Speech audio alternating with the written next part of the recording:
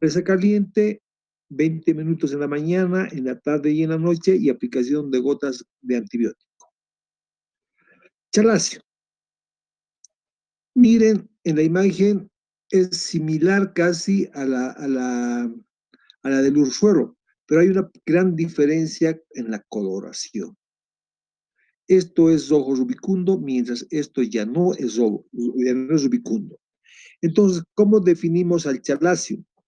El chalacio es una inflamación de la glándula de Meibonio, es un granuloma inflamatorio crónico, ¿ya?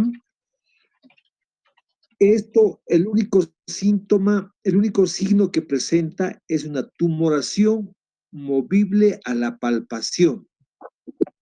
Entonces, ya no debe haber calor, rubor ni dolor, solamente ha de haber una tumoración movible a la palpación. El tratamiento. El tratamiento definitivo del chalación, o llamado también calacio, es la cirugía. Se lo tiene que hacer una cirugía con anestesia local, se le hace la infiltración de lidocaína 2%, en la parte alrededor del granuloma, se le inyecta. Si es un calacio como este, un drenaje hay que hacer en la parte externa. Un cortecito con bisturí número 15, hay unas curetitas especiales y se hace el drenaje correspondiente. Si es un calacio interno, hay una pinza especial para hacer la aversión del párpado, se lo hace la aversión, se lo hace un corte con bisturí y se lo hace el curetaje. El objetivo es eliminar todo el contenido graso que se encuentra ahí, infectado, y eliminar la cápsula que está envolviendo para que no vuelva a volver a formarse. Entonces, el tratamiento es la cirugía. Meibonio es la inflamación crónica de la glándula de Meibonio. Nosotros sabemos que tenemos una línea gris en el borde del párpado que nos va a indicar que la parte posterior de una glándula es la glándula de Meibonio. Esa glándula de Meibonio puede tener una inflamación crónica y la llamamos Meibonio. Jóvenes señoritas, por favor. Alteración de las pestañas. Normalmente el crecimiento de la pestaña, ¿cómo es? Las pestañas del párpado superior crecen hacia afuera y hacia arriba. Las pestañas del párpado inferior crecen hacia afuera y hacia abajo. Ese es el normal crecimiento de la pestaña. Pero ¿qué pasa? Por diferentes circunstancias puede haber alteraciones en la posición de las pestañas. Hemos de ver las adquiridas y las congénitas. Entonces, la primera que hemos de hablar es la triquiasis. ¿Cómo se define a la triquiasis? El crecimiento anormal de las pestañas hacia adentro. Las pestañas, en vez de crecer hacia afuera y hacia adentro, crecen hacia afuera y hacia adentro. Crecen hacia adentro. ¿Qué va a pasar con los síntomas y signos? La pestaña, al golpear la córnea y al golpear la conjuntiva vulvar, me va a producir ardor, sensación de cuerpo extraño. No se soluciona este problema, puede producirles una conjuntivitis alérgica, conjuntivitis, una conjuntivitis bacteriana. Entonces hay que solucionar el mecanismo de este crecimiento anormal de la pestaña. Muchas veces este tratamiento es quirúrgico. ¿Ya? Bien. Otra alteración de las pestañas, la distriquiasis. La distriquiasis es una alteración congénita. Es una doble hilera de pestañas. Miren acá tenemos una pestañita. A esto se llama distriquiasis, la doble hilera de pestañas. En esto, si la pestaña llega a golpear la córnea, nos va a producir epífora, nos va a producir ojo rojo, nos va a producir lagrimeo, y hay que darle una solución práctica en esto. ¿Cuál es la solución? Cuando ya estas pestañas se hacen más largas y más gruesas, se lo tiene que eliminar con una crioterapia. Aplicación de crío para que no vuelva a salir la pestañita. Madorosis. La madorosis es la falta de pestañas. Esto es una alteración. Nosotros hemos dicho que la pestaña nos sirve de protección para que no ingrese cuerpos extraños. Una persona que tiene este problema de la madorosis puede tener diferentes circunstancias de alteración, que le ingrese cuerpos extraños repetitivamente y no está cuidadito el ojo. Entonces hay que tener mucho cuidado y explicar al paciente de que tiene que cuidarse. En este caso trataremos de orientarle que use una gafa, un lente en la forma más permanente posible. Poliosis. La poliosis es son la presencia de pestañas de color blanco. Las pestañas, como ustedes están viendo acá, están blanquecinas. Las cejas también están blancas. Además de eso, tenemos aquí 8 cuadros de vitiligo. Entonces, hay un cuadro en este problema de las poliosis, un cuadro sistémico que nos está enfocando para que este problema se produzca de las pestañas. ¿Cuál será una solución? Muchas veces, muchas personas no se hacen ningún problema, pero sí tiene que ser manejado este problema de la piel por la dermatóloga. Entonces ya tenemos que empezar a jugar con las diferentes especialidades para ir solucionando el cuadro de base. Entonces, en este caso, derivamos a dermatología para que hagan la solución de este problema. Y muchas personas, cuando no les gusta este problema, se lo hacen la tinción. Lo pintan y no hay ningún problema. Porque eso ya es irreversible, que se lo pueda volver a tener una pestaña de color que era más amplio.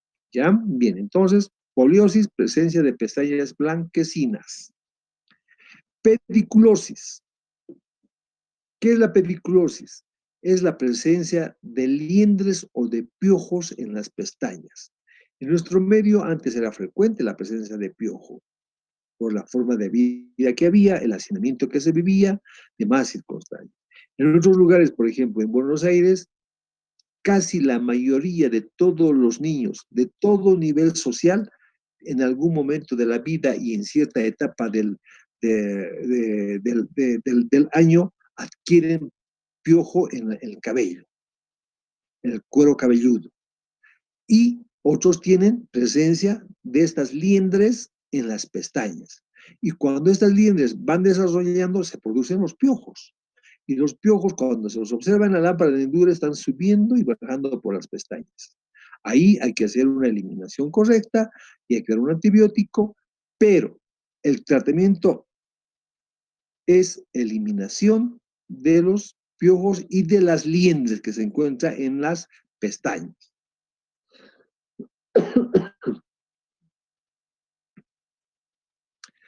3. Alteración en la posición de los párpados.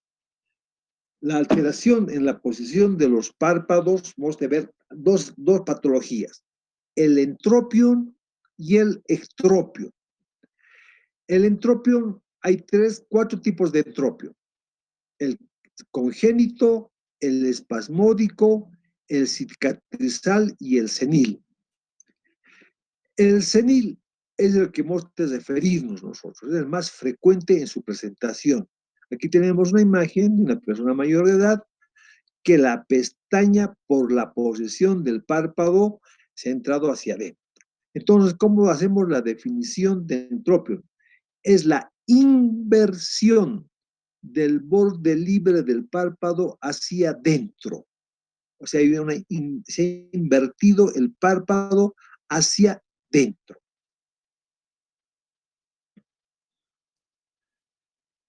La etiología.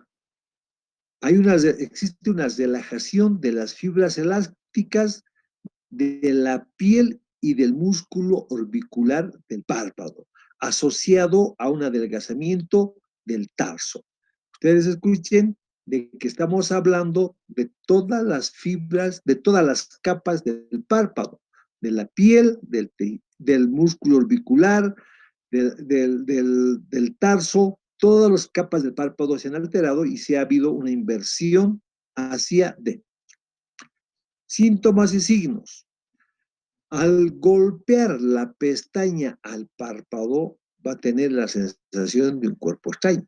Está estimulando el trigémino que está inervando a la córnea y nos está produciendo la sensación de cuerpo extraño. Por lo tanto, si está golpeando la córnea, va a haber epífora. ¿Qué es la epífora? Lagrimeo. Entonces, cuando hacemos la anamnesis al paciente, no hay que preguntar, ¿usted tiene epífora? No. Le diremos, le llora el ojito. El paciente incluso ya viene y nos dice, doctor, me llora el ojo. Tengo la sensación de un cuerpo extraño que tengo dentro del ojo.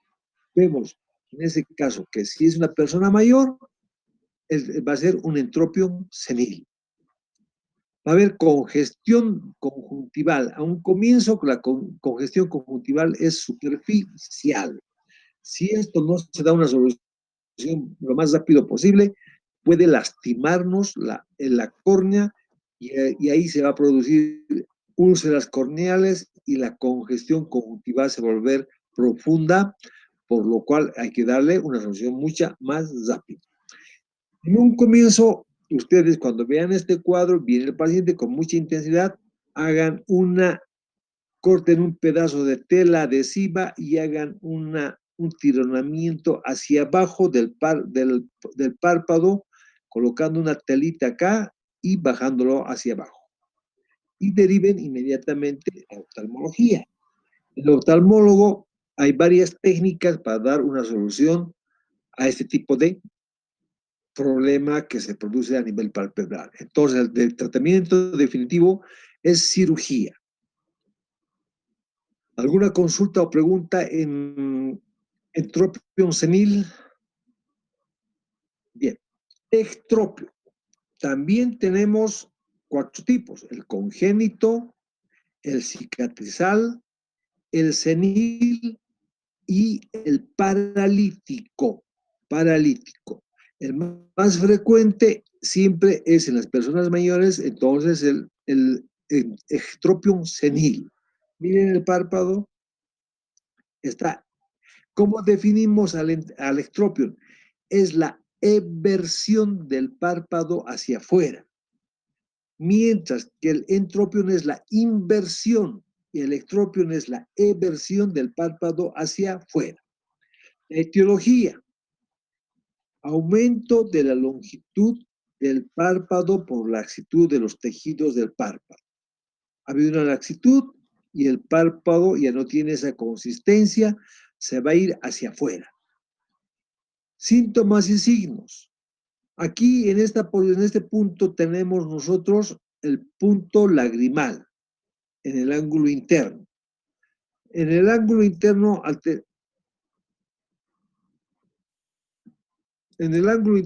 en la parte, en esa partecita del punto, tenemos el punto lagrimal inferior. Lo normal es que este punto y el párpado estén apoyados en la parte anterior del globo ocular. Al estar separado, este punto lagrimal está vertido hacia afuera, por lo tanto, la lágrima que se está formando ya no va a quedar en el fondo de saco, se va a vertir en forma permanente, por lo tanto, ha de haber una epífora en forma permanente. Entonces, la epífora va a ser pasiva y abundante. El paciente va a venir, me llora el ojito permanentemente. Nosotros con una simple inspección vamos a hacer el diagnóstico. Vemos que el párpado está hacia afuera. Al existir mala posición del párpado, la parte de la conjuntiva vulvar no está cubierta. Por lo tanto, ha de haber una hiperemia conjuntival, tanto de la conjuntiva tarsal al estar expuesta al medio ambiente y la conjuntiva vulvar también han de sufrir.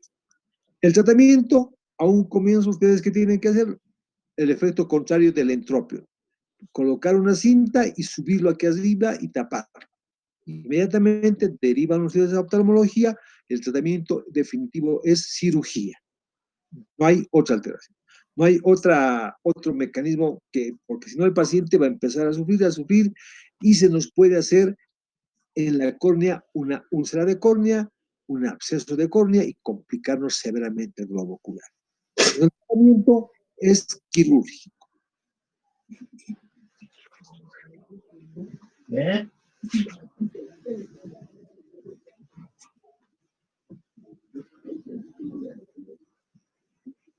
Trastornos motores. Vamos a hablar de las tosis palpebrales. Antes de hacer la definición, primeramente vamos a hablar, les voy a hacer una definición de la forma fisiológica de la posición de los párpados. Lo fisiológico, el párpado superior está cubriendo cuando nosotros nos fijamos en el espejo, nos paramos rectos y vemos la posición del párpado superior y del párpado inferior. El párpado superior cubre el 1/3 superior de la córnea. Miren acá, este ojito. El párpado superior está cubriendo el 1/3 del párpado superior. El párpado inferior, en una posición normal, está tangencial al limbo esclerocorneal. ¿Qué quiere decir eso? Que el borde del párpado inferior está en la unión de la córnea con la esclera. Entonces, el limbo esclerocorneal, a ese nivel se encuentra el párpado inferior. Pero, ¿qué pasa cuando hay este problema de la tosis palpebral? Va a haber una caída del párpado. A veces es unilateral, a veces es bilateral los dos ojitos, a veces una tosis completa puede cubrir todo el ojo o a veces es incompleta. Existen grados de tosis. Vamos a empezar a desarrollar la tosis congénita, que es el 80 al 90% de las tosis, es más frecuente. Su etiología de la tosis congénita es el defecto en el desarrollo de un problema miogénico del músculo elevador del párpado. Algo ha habido en esa situación, en el desarrollo anormal del músculo elevador del párpado. Si hay una alteración de su inervación, va a ser neurogénica. Entonces puede ver por un problema miogénico o neurogénica esta tosis congénita. Si es congénita, el niño ha nacido con este problema. Entonces, esta patología es una urgencia oftalmológica. ¿Por qué es una urgencia oftalmológica? Porque nosotros sabemos que un globo ocular, para que tenga el desarrollo normal, tiene que tener un estímulo de la luz que viene del infinito, llega a la retina, se tiene que producir el fenómeno de transducción que hemos explicado a un comienzo, llega a la retina y ese estímulo tiene que llegar por la vía óptica hasta el lóbulo occipital y va a volver. Ese mecanismo, al estar cubierto el párpado por una tosis, no se va a producir. Por lo tanto, esa retina no va a desarrollar por falta del estímulo llamado luz. Al no haber un desarrollo y si no actuamos rápidamente, nos va a producir una ambliopía. ¿Qué es la ambliopía? Es la pérdida irreversible de la visión. Entonces, el tratamiento tiene que ser urgente. Se lo tiene que elevar este párpado. Y la manera de derivar es un tratamiento quirúrgico suspensivo del párpado superior. A esta también puede asociarse una tortícolis compensadora, pero lo mejor siempre es actuar con mayor rapidez para evitar esta famosa ambliopía que en estos tiempos ya no se puede producir. Hay que elevar el párpado con cirugía. Entonces, la tosis congénita representa el 80 al 90% de los problemas de las tosis. Tosis adquirida. Las tosis adquiridas son unilaterales. Las tosis adquiridas pueden ser traumáticas o neurogénicas. La traumática se produce por un traumatismo palpebral o orbitario. Puede ser un golpe, una caída, cualquier tipo de traumatismo externo que me va a producir una caída del párpado. Doctor, he ido a jugar, me he caído. Me han golpeado, me ha llegado la pelota y mi párpado se me ha caído. El otro es la tosis neurogénica, por una alteración del músculo elevador del párpado. Cuando es traumática el golpe, la tosis, hay que tener un poco de paciencia. Hay que tener una buena relación con el paciente, se lo tiene que explicar que hasta los 6 meses hay que esperar, hay que dar un antiinflamatorio sistémico en forma agresiva, porque ha de haber por el traumatismo un proceso inflamatorio. Por lo tanto, hay que actuar agresivamente con un antiinflamatorio. Puede ser sistémico, puede ser inyectables o por vía oral. Y ir evolucionando, controlándole hasta que, si no se revierte hasta los 6 meses, hay que subir el párpado, porque ha de haber una alteración en el músculo o en el nervio. Entonces, el tratamiento ya va a ser quirúrgico, pero no hay que adelantarse rápidamente. Antes de los 6 meses hay que esperar, hay que ser pacientes, hay que hacerle entender al paciente de que tiene que ser un poco tolerante con este problema que puede revertirse en forma espontánea. Otro tipo de tosis adquirida, el neurogénico.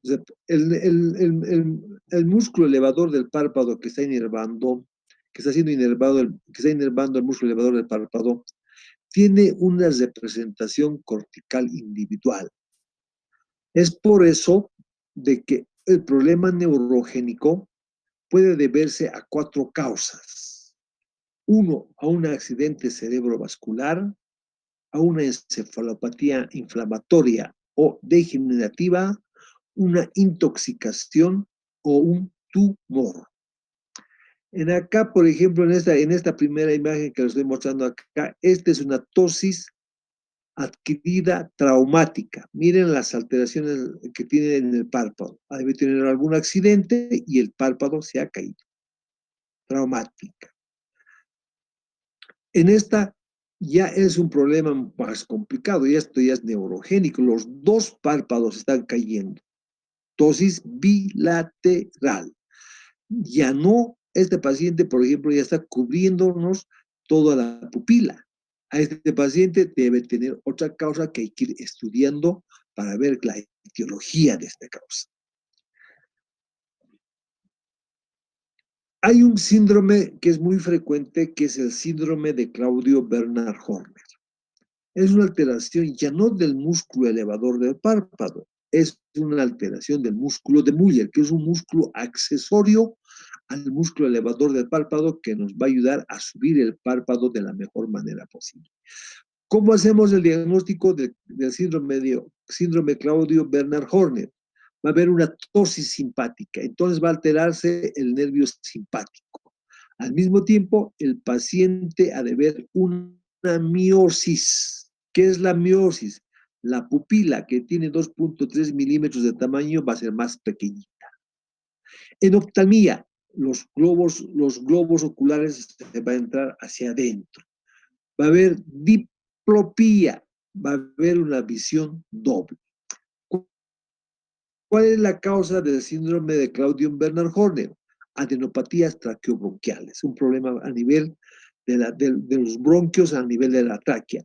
Una alteración en el vértice pulmonar. Entonces hay 2 causas que me pueden producir el síndrome de Claudio Bernard Horner.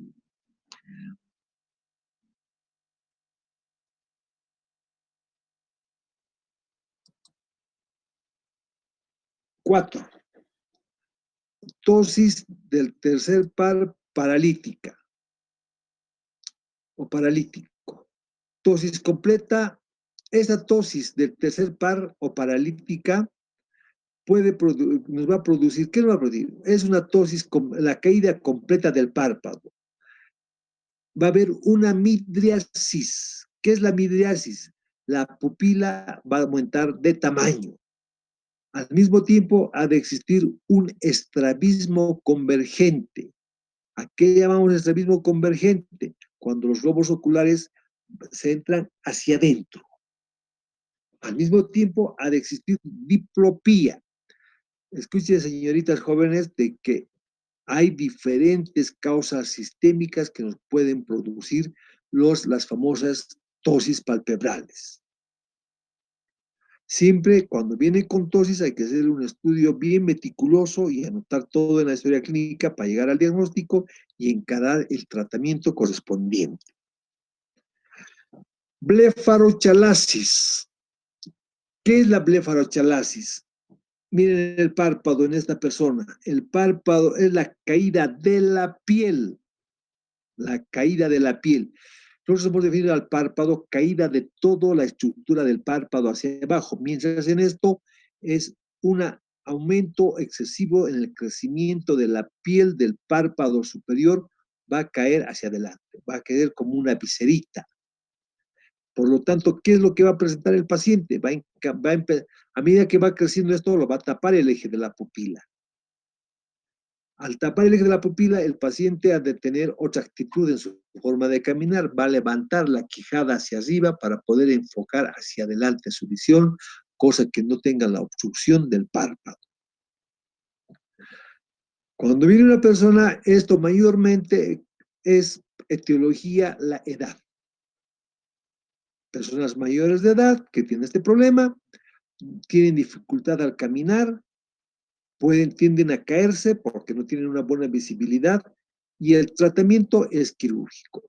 Aquí nosotros tenemos, se hace un corte a nivel del pliegue de la belleza que llamamos, se hace un dibujo con un marcador para ver la cantidad de párpado que hay que sacar, se hace un corte con el electrobisturí o con el bisturí, se lo va secando y se lo hace una sutura.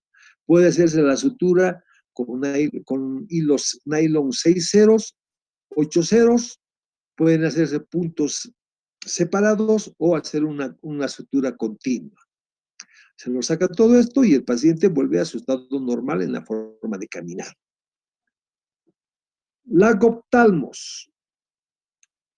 ¿Cómo definimos al lagoptalmos? El lagoptalmos es la imposibilidad del cierre del párpado. Nosotros sabemos que el músculo orbicular está inervado por el séptimo par, el par facial.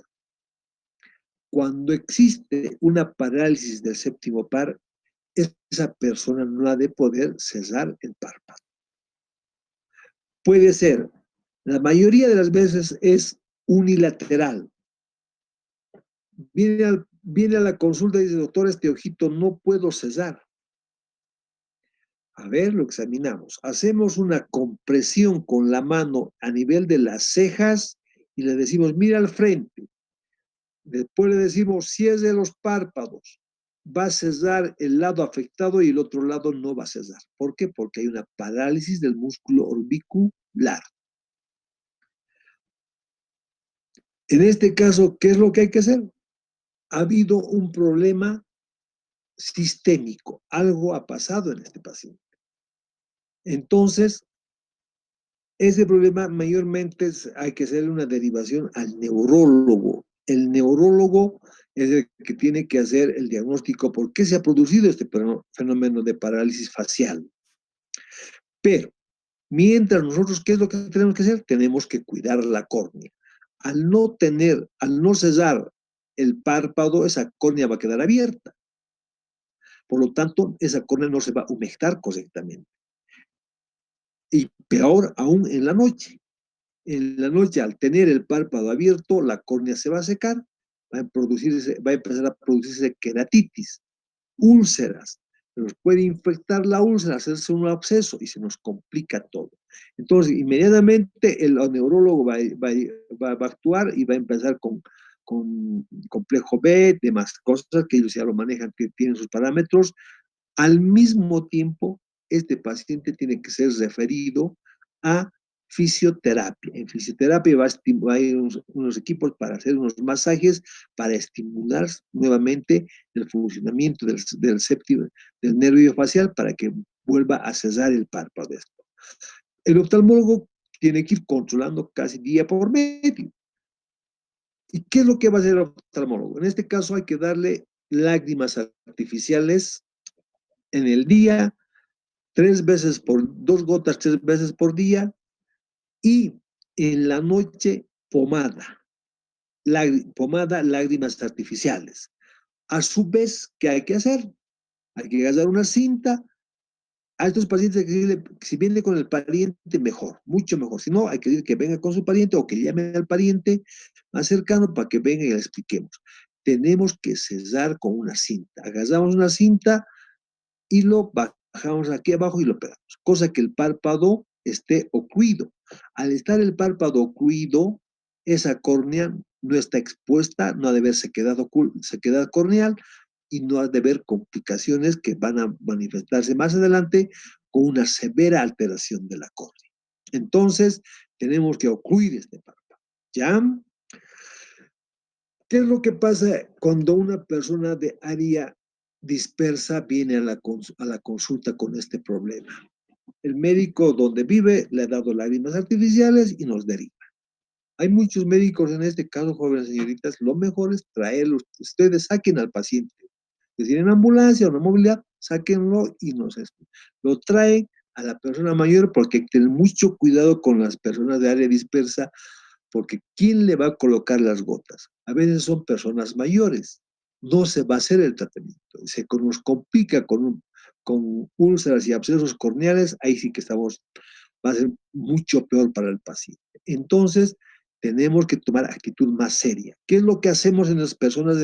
Yo directamente, de área dispersa, les digo al pariente que ha venido o al médico que ha llegado, porque el señor o señora le va a hacer caso a su médico de la comunidad.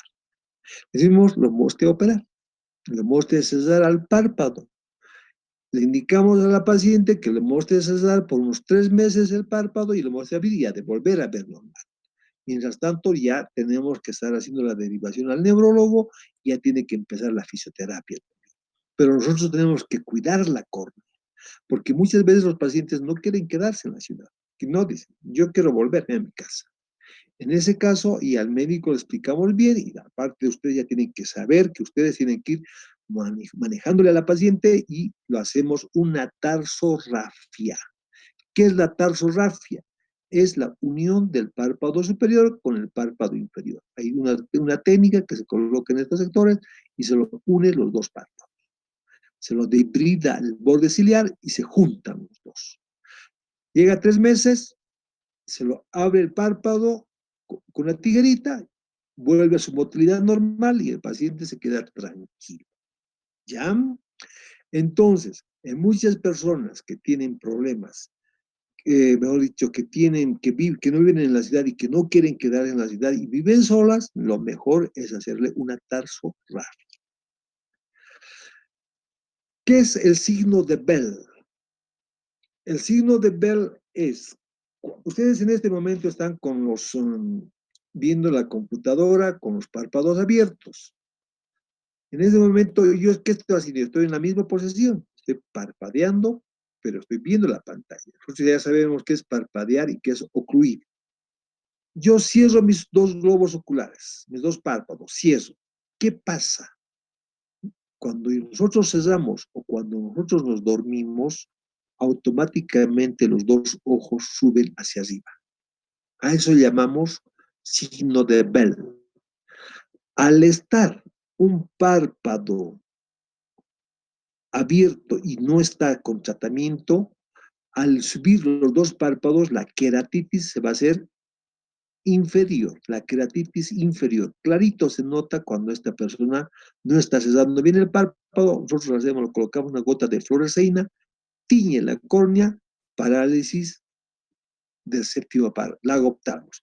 Hay que empezar con las gotas agresivamente y en la noche pomada en lágrimas artificiales y tapar el ojo y ocluirle el ojito para cuidar la córnea.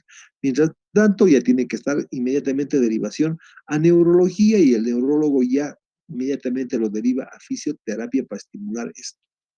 Hay que tener mucho cuidado siempre en las personas mayores y de área dispersa, porque si no hacemos lo que estoy indicando, esta córnea va a empezar a sufrir, se va a hacer una queratitis, una úlcera, un absceso, ahí sí que estamos más complicadas de la situación. Blefaroespasmo. El blefaroespasmo es el blefarotic, es la contracción involuntaria del músculo orbicular del párpado. Tengo un tic, doctor, me está parpadeando mi globo, mi párpado, me parpadea cuando estoy disgustado, cuando es denegado o tengo tenido algún problema, me parpadea mi ojo. Entonces, una de las causas etiológicas del blefaroespasmo es el estado tensional. Entonces, ¿qué vamos a indicar al paciente? Que se relaje,